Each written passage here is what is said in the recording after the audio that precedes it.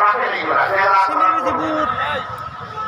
আমরা স্পষ্ট মধ্যে ঘোষণা দিয়েছি আমরা ইনশাআল্লাহ বাংলাদেশকে দুর্নীতি মুক্ত করে ছাড়বো, ধন্যবাদ মুক্ত করে ছাড়বো, মানববন্ধের ইজ্জত প্রতিষ্ঠা করে ছাড়বো, শিশু আমৃত গণিতার নিরাপদ বাংলাদেশ ইনশাআল্লাহ উপহার দেবো। আমরা বলেছি বাংলাদেশে আর কোন ব্যাংক ডাকাতের অস্তিত্ব থাকবে না। আমরা বলেছি আর কোন শেয়ার মার্কেট গ্রোথ করার দুঃসাহস কেউ দেখাবে না। আমরা বলেছি আর ঘরে ঘরে সাধারণ নামে ডাকাতি করার সুযোগ দেব না। এই পরিবর্তনের বাংলাদেশ আপনারা চান কিনা? আপনারা চান? আমরা কথা দিচ্ছি, কথা যেমন জাতির সাথে আমরা 5 আগস্টের পর রেখেছি, অতীতে একটা ভাব দিলাম রাখেন কে কি করেছে, অনেকে গুপ্ত সূক্ষ্ম আরো কত কিছু বলে রে ভাই, এগুলোর কোনো সীমানা নাই।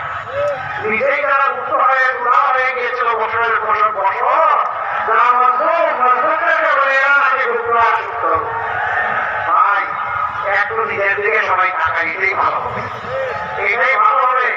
আয়নায় নিজের চেহারা দেখে অন্যটা দেখে লাভ নাই রে ভাই। তুমি বন্ধু রিক্সায় চলছে, বয়স্ক মানুষ, তো কোন বয়স গাড়ি দুইজনের মাঝে একজন বলতেছে বন্ধু তোমার কেমন লাগে, শক্তি সামর্থ্য, তোর আমার তো ভালো লাগে, তবে ভাই আমি তো আর বাঁচবো না।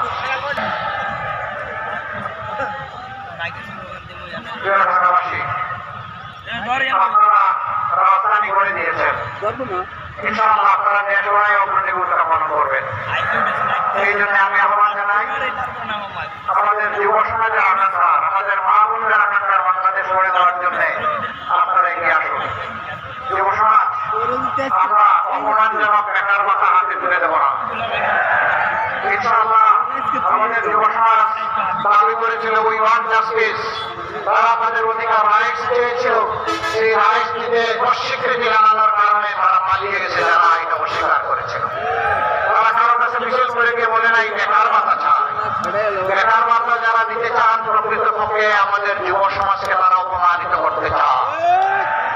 ইনশাআল্লাহ আমরা যুব সমাজের হাতও করে দিব, আর হাতের উপরে হাতের তালুতে ইনশাআল্লাহ সম্মানের কাজও করে দেব। আপনাদেরকে কথা দিচ্ছি, স্পষ্ট ঘোষণা যারা এরা মানুষ, এরা এখন যা বলছে নির্বাচনের পরে যদি আল্লাহ না করুন কোনোভাবে জিতে আসে বাংলাদেশটা কেমন হবে চিন্তা করে একজন ইসলাম নিয়ে ঘর থেকে বের হতে পারবেন না, এভাবে ইসলাম নিয়ে ঘরে দিতে পারবেন না। ইনশাআল্লাহ মায়ের সমাজ ঐক্যবদ্ধ জবাব পাবে 12 তারিখ ইনশাআল্লাহ। আমরা এই পরিবর্তনের পক্ষে প্রত্যক্ষবর্তী দিব, গণভোটের হাত কিসে দেবো ইনশাআল্লাহ? আপনারা দিবেন, আপনাদের আত্মীয় স্বজন প্রিয়জন আপনজন সবাইকে নিয়ে দিবেন, কর্মস্থলের সাথী এবং প্রতিবেশীকে নিয়ে দিবেন। কারণ এই হ্যাঁ ভোটের নামই হচ্ছে আগামী বাংলাদেশ। এই হ্যাঁ ভোটের নাম হচ্ছে আগামী, না ভোটের নাম হচ্ছে গোলামি। আগামী না গোলামি, আগামী না গোলামি। ইনশাআল্লাহ হ্যাঁ ভোটের জয় হবে ইনশাআল্লাহ। এরপরে ভোট হবে একটি ন্যায় এবং ইনসাফ ভিত্তিক দুর্নীতিমুক্ত, চাঁদাবাজ মুক্ত, কর্মীর মুক্ত, মা বোনদের ইজ্জত ধনকারীকে খারাপ করতে চায় তাদের মুক্ত একটা বাংলাদেশ গঠন করার জন্য। তার সাথে থাকবে আবার কায়দা আলী শহীদ আলীর স্বপ্ন, আধিপত্যবাদ মুক্ত বাংলাদেশ ইনশাআল্লাহ। সেই বাংলাদেশ আমরা উপহার দিতে চাই। আপনারা থাকবেন আমাদের সাথে। এবার আমি আপনাদের সামনে পরিচয় করিয়ে দিচ্ছি ঢাকা জেলার 5 আসনে 11 দলের সারাদিন সকাল সন্ধ্যা ইনশাআল্লাহ বিজয়বাংলা মাশাআল্লাহ। এরপরে ঢাকা 2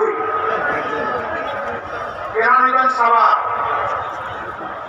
সাবেক সেনা কর্মকর্তা, অবসরপ্রাপ্ত সেনা কর্মকর্তা, এক লড়াকু যোদ্ধা, আলহামদুলিল্লাহ ফেসিবাদের পুরা সময় ধরে ফেসিবাদ বিরোধী আন্দোলন তিনি চালিয়ে গেছেন।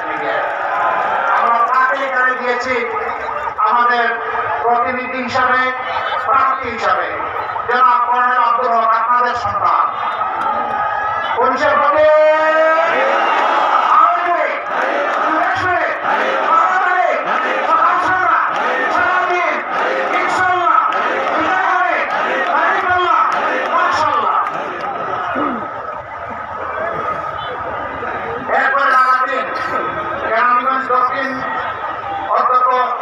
ইসলাম।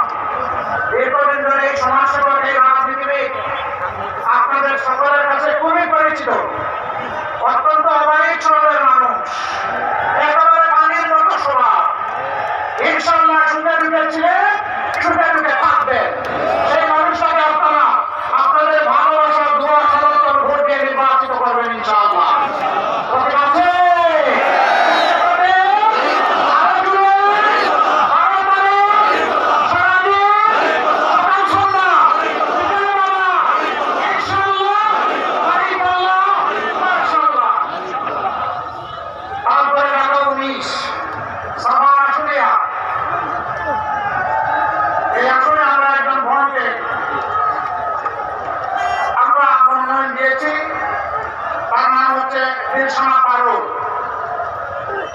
তার প্রতীক হচ্ছে শাপলা কলি। এই যে তার হাতে আমরা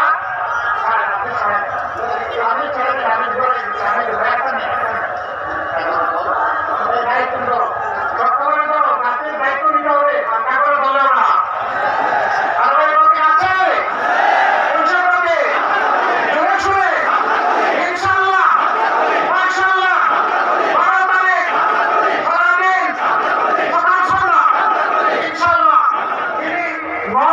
মায়ের পক্ষে কথা বলবেন ইনশাআল্লাহ। এই 11 কোটি মানুষের অধিকার সংরক্ষণে গড়ে উঠবেন ইনশাআল্লাহ। এরপরে ঢাকা 20।